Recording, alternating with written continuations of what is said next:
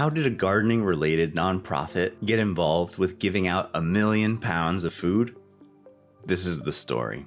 It's spring, 2020. The first lockdown hits, schools are closed, there's no in-person activities.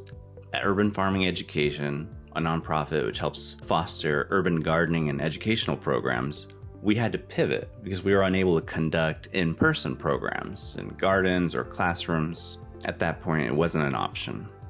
We wanted to ensure access to healthy food for everyone, which is essentially the same mission behind teaching people to grow their own food. Due to the shutdown, people were in need more than ever.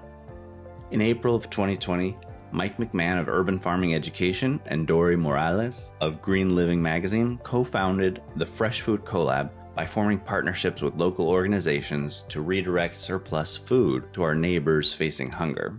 Mike and Dory were a natural collaboration pair as they were both very involved in community wellness and environmental issues. We had access to a community space in Agave Farms, which became another core member of the collab. Other core members were caterers Jennifer Johnson from Witnessing Nature and Food and Lori and Scott Harlig from Amici Catering. This core group was so motivated and generous, handling everything from organizing volunteers into food box assembly lines, to doing educational videos, to cooking up thousands of ready-to-eat meals for deliveries. The Fresh Food Collab had 3 main goals: reduce food waste, feed those in need, and food education. Beginning with that intention, we ordered cardboard boxes, we emailed our volunteer list in preparation of our first food distribution. Then, on the day, Mike went down to a local food distributor, Peddler & Sons, and came back with a rental semi-truck full of food. And that's how it all started. For the first of many times that would follow, our army of dedicated volunteers packed the boxes with all the food, and it was distributed to the community.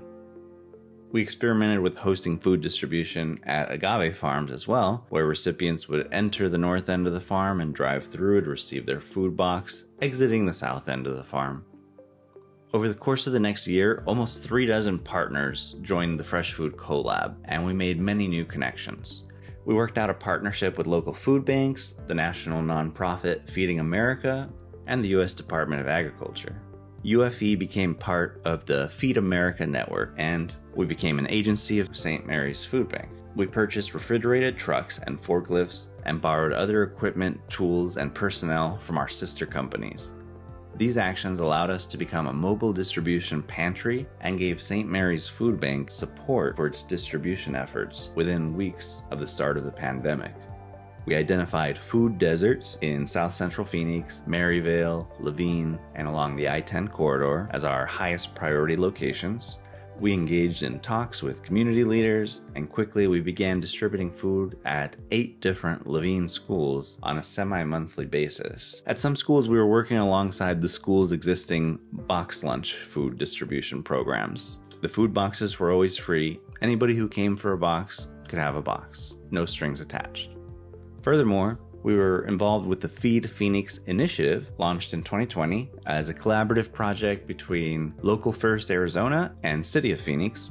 The Feed Phoenix initiative originally utilized CARES Act dollars to bring nutritious, high-quality meals to COVID-impacted families across the city of Phoenix. The Fresh Food Collab was able to participate in this by working with our brilliant and big-hearted caterers, Jennifer Johnson and Scott and Lori Harlig, to distribute fully prepared meals to various shelters, food pantries, and first responders. Some of these meals were also prepared by celebrity chef Danielle Leone of the Breadfruit. Eventually, we also partnered with Vincere Cancer Center to hand out food boxes at a COVID test site in Maryvale. Every food distribution was unique. The Fresh Food Collab got lots of practice in finding volunteers, finding trucks, figuring out which of various sources was bringing the food, figuring out where it needed to go and how to get it packed and distributed safely with sometimes uncooperative triple-digit Phoenix heat.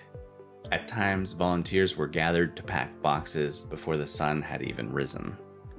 We supplemented all the physical food support by recording a series of video resources about healthy cooking, wellness, nutrition, and gardening, and our awesome caterers helped us make some cooking videos meant to pair nicely with the ingredients in the food boxes that we were distributing.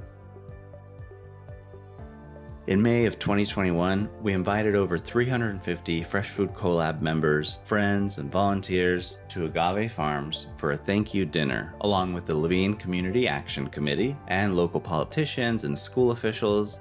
Mike McMahon received an award by the Levine Community Action Committee for sowing the seeds of change. Agave Farms and Urban Farming Education received the School Connect Community Impact Award, which honors local businesses that worked with community partners to meet the needs of students and their families. Urban Farming Education would like to thank every volunteer and the over 30 organizations that made up the Fresh Food Collab. Together, we distributed 1 million pounds of fresh food boxes and over 15,000 prepared meals, helping over 50,000 of our neighbors during a challenging time. As the world gradually opened back up, Urban Farming Education returned to focusing on developing local and international garden programs and the community of gardens. UFE is still working closely with Levine and other communities. Find out how you can get involved in our current projects by going to our new website, weareufe.org, and don't forget to check out the other outstanding local business heroes that made up the Fresh Food Collab, like Green Living Magazine, Witnessing Nature and Food, and Amici Catering. How do we expect kids to learn anything about food and nutrition when they don't have the ability to work in a garden? That's the question I want to leave you with.